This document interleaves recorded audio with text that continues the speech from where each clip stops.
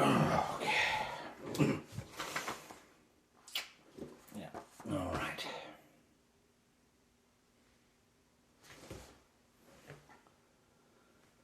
Oh, where is he now?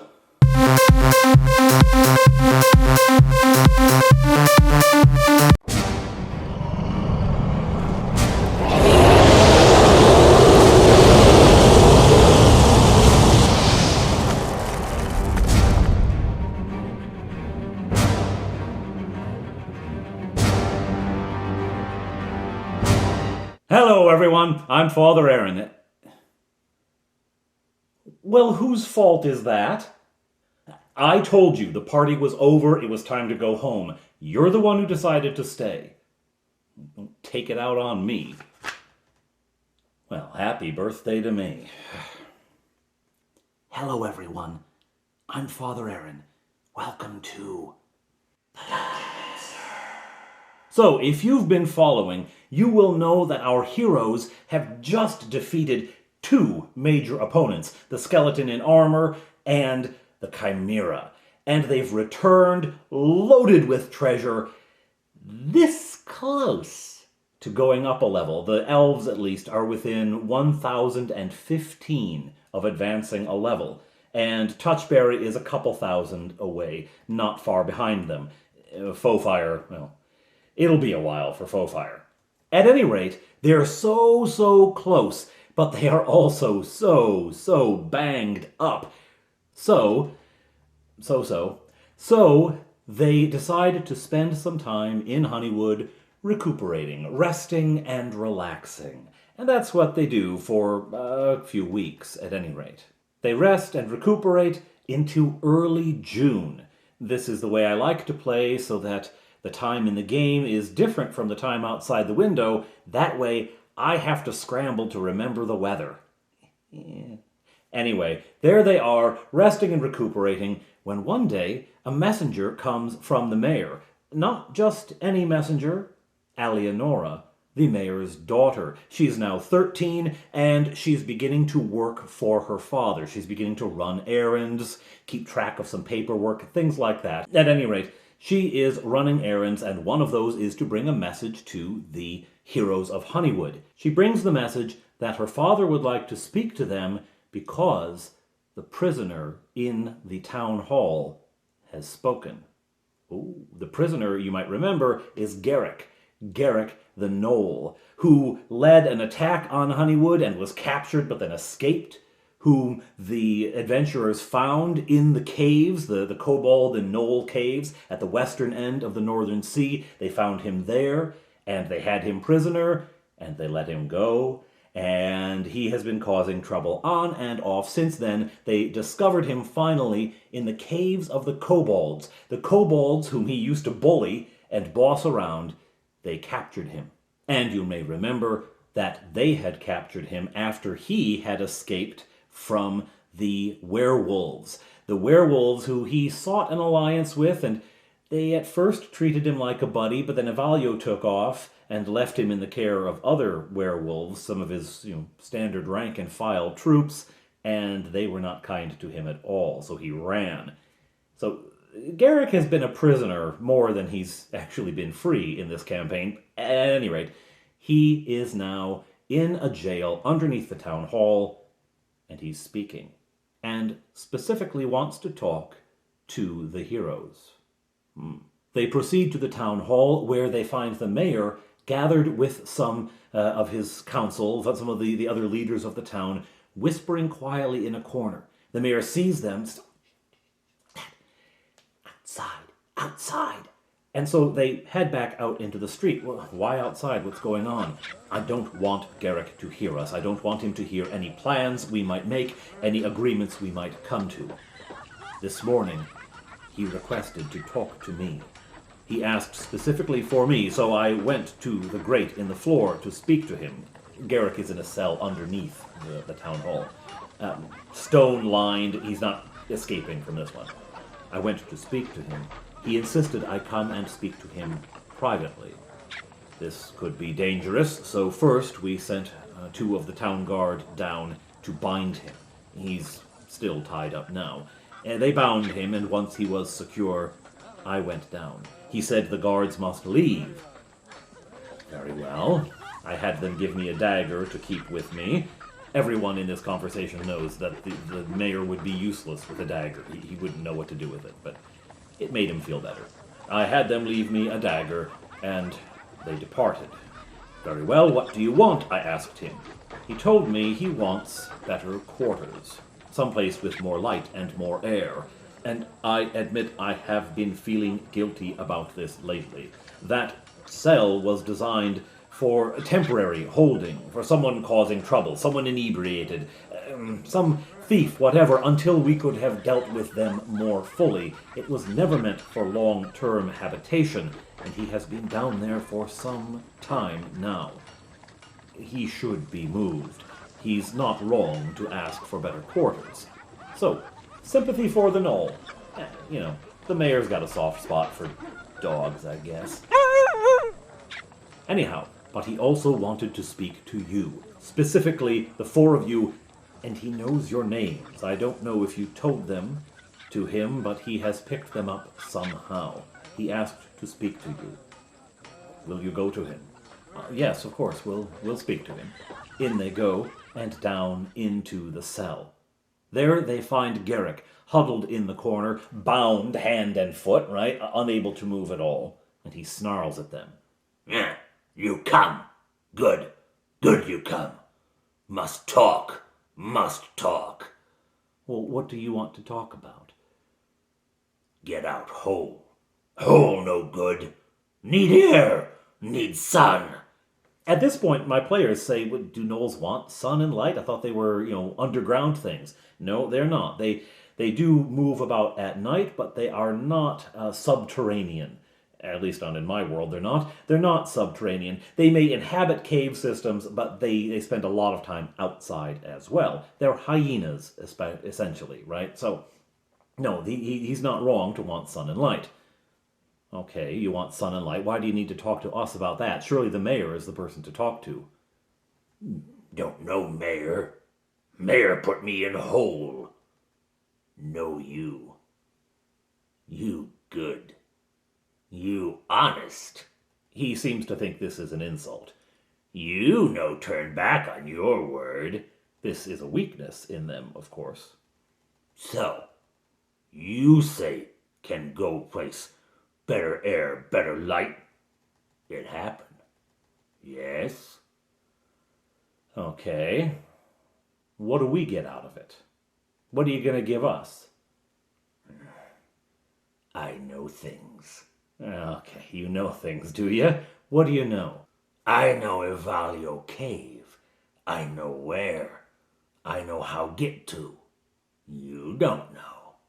Well, that is true. They don't know, and it really would be satisfying to catch Evalio out. He has hounded them. Yeah, a werewolf joke. He has hounded them for a long time, always haunted behind the scenes and maneuvering against them. He has sent werewolves chasing them down on their mission down to the Ursines. He's been in trouble all along. They'd love to be able to catch him. They'd love to be able to put an end to that particular baddie. So they bite. Okay. Where is he? First promise. Promise. Promise better place, Garrick. Okay, we'll promise you a better place. Where is Evalio? In cave. Cave where sunset. Cave that way. In forest. Big forest. Okay, that's vague. Can you give us anything more? Road go to keep. You know road. They do know this road. The road from Honeywood curves down to Kilmarnock, but where it curves down, there is another road which leaves going north. That road is disused, it's overgrown. You can still see the outlines of it through the forest. So they know what he's talking about. Yes, we know the road to the keep. What about it? Where road here join that road. On side of setting sun. Their path. Path go into wood. Old path. Hidden from eyes. Can't see from road. Must go in. Must explore. Must find. Path right there. It go to hills. Okay, and? By hills is water. Big water, not big like great water. Big like pond, but big. Okay, so a small lake or something like that? Yeah, lake. Good word. Lake. There water there. Lake. Cave on hill looking out over lake. Hidden. Hidden, but find. There, Avalio. There, Avalio. Okay, do we trust him? That's the first question that my players ask each other around the table. Do we trust him? Well, here's the thing. If we go and we find that he's lying, we come back and we stick him back in the hole. You know, no biggie. I didn't check in on whether that's a lawful good kind of thing to do. Probably not. Anyway, okay, so we can go and check it out. What if it's a trap? What if it's a trap? We've dealt with Avalio before. We can deal with him again. They are very confident. Maybe overconfident, but they're very confident. So they agree they will go and search for it. They ask for a few more particulars. He lets them know that this old path has stones in it, and every once in a while it's not all paved, but it has some stones. It was clearly a major route long, long ago. It has long since fallen into disuse. This is pre-Marnock. This is pre-Hrothgar. These are very ancient times that this path was used. I actually asked my patrons, I put a poll up and asked them which of these scenarios, and I won't tell you the scenarios, I don't want to spoil anything, which of these scenarios do you think should be the next story? And they picked. And that's what we are pursuing. The next day, off the adventurers go. Break of day kind of thing, early start, We ride at dawn. They do. They don't ride, though, they walk, because once again, having purchased horses, they want to keep them safe. And the whole experience of the three warriors briefly stealing their mounts has made them skittish about bringing them. They don't want to take them into a place where there's werewolves. They don't want their horses eaten, So they have these things. It's like getting a new baseball glove, and you're not going to play baseball with it, right? So they have these horses, but they're kind of nervous about riding them. Anyway, they head out on foot in the direction indicated. They head on the very familiar road now to the west. They pass the Kobold Caves along the way at midday. That's where they have a meal. And I'm rolling for wandering monsters, but I'm not getting anything. There's a lower chance on the road than once they plunge into the woods. It'll be more likely they'll run into something in the forest. But, I'm rolling and nope. So the journey is uneventful. Eventually they come to the intersection that Garrick had indicated, and then they look around. Well, now what? There's no sign of a path, but he did tell them it was hidden. There's no sign of a path. I guess we just have to plunge into the woods and start looking, which is what they do. They dive into the woods and begin to search. So what I did in this case is I laid out just a hex. I didn't draw trees on it or anything, but I indicated which of those hexes would have signs of the path in them.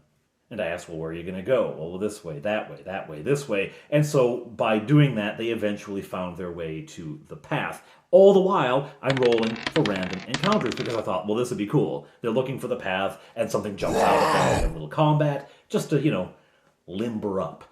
But, no. The dice do not want a random encounter yet. All right, fine. Eventually they find the path. It's a little less exciting without the encounter. But anyway, eventually they find the path, and the elves are the ones who can see it. I say, you can tell here that this patch of forest is younger than the rest of it. The halfling doesn't really notice this. The human doesn't notice this. But the elves can tell. They can see the difference in the forest. Remember, their home is the forest. And so they call everyone together. And once it's pointed out, the others see, oh yeah, these trees are a little thinner. Yeah, they're a different kind of trees. Yeah, that does look like it's new. And it proceeds in a straight line. They found it. On they go. They follow this, picking their way through the forest. Their progress is slowed. They're not on a road anymore, not on open ground. They have to pick their way through, so their progress slows down. Surely now there will be more chances that we could have... No, not at all. No. On they go. Now, if you watched the terrain roundup that I did for the last video, where I showed off some of the stuff I made, you will have seen the little house. The house which I have not used yet. Having just done that video, I thought, I should use that house. And it might provide a nice tie-in.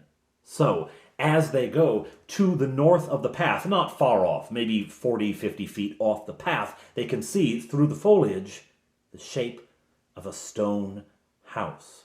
And there is a path leading from the main trail up to it. It looks like it has been used, and recently enough, it's not overgrown at least. There may be a couple of branches hanging over that would normally be broken off if someone was using it all of the time, but it has been used fairly recently.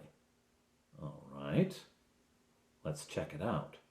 They decide that Touchberry should be the one to go and investigate because halflings can move almost undetected in the forest. There's only a 10% chance that a halfling is seen when he's sneaking through the forest. Now, Touchberry's not too fond of this idea because suddenly he's nervous. Partly because the DM has put some terrain on the table, right? I put the house down, right? And I've got a battle mat, and I've drawn the main path, and I've situated the house. And so now he's looking at it thinking, he usually doesn't bring out terrain unless there's combat. I don't want to go up there alone. But they do convince him, and up he goes. Only to discover that a halfling is too short to see in the windows. Now, instead of saying, well, I'll find something and drag it over here and stand on it to peek through the window, he just goes back to the group, probably because he didn't want to be there to start with. He goes back to the group and says, yeah, no, I can't see anything. All right, send the thief.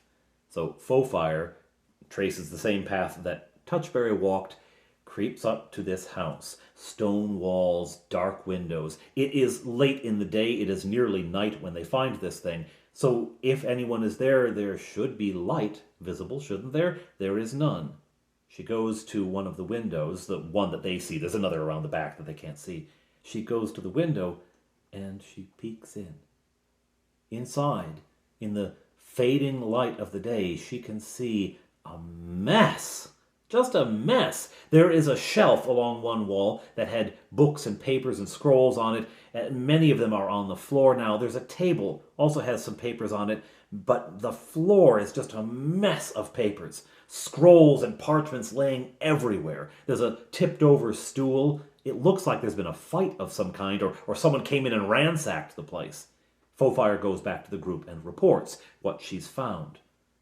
Well, let's check it out. And so they approach the house, this time to the door. Let's try it. Push. It doesn't move. It's at least latched. Oh, okay. Click. Push. It doesn't open. Oh, it's locked. Now, at this point, you might turn to the thief and say, could you pick this lock? And, Fofire was all ready for that. But they said, Bob Johnny, you've got a knock spell, don't you? Oh, yeah. So he casts knock. There's this faint knocking sound and a click. And they try the door again. It opens up. Touchberry cautiously enters, shield, sword. Bob Johnny's behind him with that great axe ready. And there behind him comes Fleetwood with the lantern peeking around and Fofire bringing up the rear. What do they find? Well, the mess. Nothing moving. Touchberry says, I'm going to pick up one of these papers and read it. So he grabs some papers off the floor.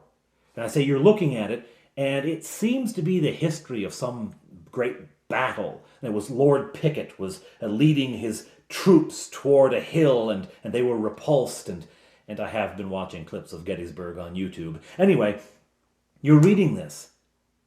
As you hold the paper, it begins to shake in your hand, and suddenly flies out of your hand and swoops down to the floor, and there's a shaking and the papers all over the floor begin rustling and rattling, and they begin blowing about as if there's a cyclone of some sort forming. They whirl together through the air, and they form into the paper golem.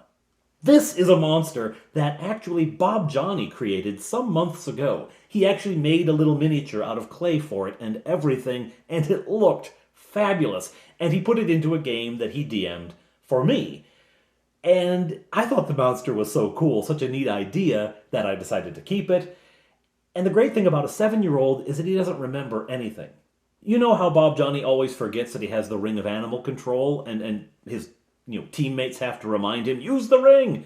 Well, he forgot that he'd made this monster. He forgot all about it until this moment when he remembered. And so it forms in front of them, shaping itself out of paper. And it can hide in that sort of mess. So cool. Anyway, it forms itself and attacks. And it rushes first at Touchberry, who's in the front of the group and had been the one holding the paper, and attacks and hits. The damage it does is paper cuts, right? Now, that sounds like, oh, a paper cut. What? Have you had a paper cut? Have you had a paper cut? Have you had a paper cut made with like 50 sheets of paper? Oh! So it does damage. The damage I set for this creature, because I don't remember what Bob Johnny used when he was DMing for me, the damage I set for it was only 1 through 3. It's not a huge damage range. And, well, you'll see what happens later. So 1 through 3. So I roll it up, and he takes 2 points of damage. But ow! And the fight is on. First reaction that Touchberry has is to attack it with his sword, and he does, and he hits. Good solid hit, 8 points of damage. Now, when you attack a paper golem, and you slice it, you don't actually reduce its hit points. What you do is slice it apart. If you attack with an edged weapon, all you end up doing is chopping bits of it off. Remember, it's assembled from, individual sheets of paper, and so if you go through that with a sword, not only might the paper itself tear, but you're going to knock loose whole chunks. Even with a blunt weapon, you'd be knocking bits of it off. I didn't bother to think what would happen if you attacked it with a blunt weapon, because none of my players have one. But anyway, you'd be knocking bits of paper off here and there. Those bits of paper, however, when they fall off, they reform into another golem, right? So he slashes in, he does 8 points of damage. So 8 hit points worth hive off of this thing, land on the floor, and shape up into an 8 hit point golem. The golem to begin with had 24 hit points, so now you've got a 16 hit point golem and an 8 hit point golem. Ah! Ah! Bob Johnny, not learning any lessons, swings his axe and chops it in half. The one that had 16 chops it into a 4 hit point golem and a 12 hit point golem. Now there's 3 of them. There's 3 of them. This becomes the pattern for the battle. They keep trying and just cutting them down to smaller and smaller things. The golem, when it attacks, it's attacking now 3 times. Now, you begin to divide up the golem, it's not as large, so the damage won't be as large. So the largest of them, the 12 hit point, will now do 2 hit points worth of damage, and the others, the 8 and the 4, are just going to do 1 hit point if they hit. So now I'm rolling 3 attacks, though, and they can pick different targets. They all hit, and that is Touchberry and Bob Johnny and Fleetwood all get cut for a point, 2 points kind of thing. It's no big deal, but it's kind of fun. Foefire, meanwhile, has been firing with an arrow. What that does, firing with an arrow does reduce hit points. On the one that it hits, it takes 1 hit point off. Because you think about a piece of paper shot with an arrow, well, now it's got a hole in it, right? It doesn't destroy the paper, but there's a hole in it. So it takes 1 hit point. Doesn't matter how much she rolls for damage, it takes 1 hit point. This turns to be really funny, because eventually, out of frustration, by the time there's like 5 of them, out of frustration, Touchberry throws down a flask of oil. Now, I do remind him, the floor is made out of wood. I don't care. It won't light. It'll be fine. Okay. He throws down a flask of oil, and in the next turn, throws fire at it. He has torches, and he says, I'm going to take the lantern, which Fleetwood has set down in order to fight. The lantern is sitting there. I'm going to take the lantern and light it. And he sticks it into the oil on the floor. Boom! The fire catches 2 of the golem. Remember, there's 5 of them by this point. It catches a little one and the biggest, which at this point I think was down to 8 hit points. It catches those 2, and they start burning, and they're going to be, taking a 1d6 per round of damage. The little one very quickly is consumed. I think it actually does take 2 rounds because the roll wasn't very good. The big one's going to take a little longer, but it's now running around, and now when it attacks, it will slice, but it'll also do fire damage to whoever it hits. Of course, not all 5 are on fire, so the combat is continuing, and the ones that are on fire, again, when they hit, there's more damage, so it's getting more and more frustrating for the players. And Bob Johnny, for whatever reason, keeps attacking with his axe, but this time he says, Brosingas! And when he brings it down, he cleaves one of them in half, and both halves are on fire.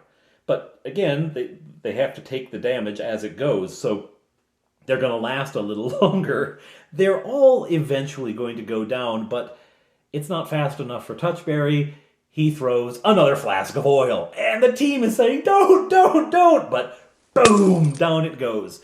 Boom, more fire. This one catches fire to the shelf full of papers and books, and a magic scroll that they could have had, but nope.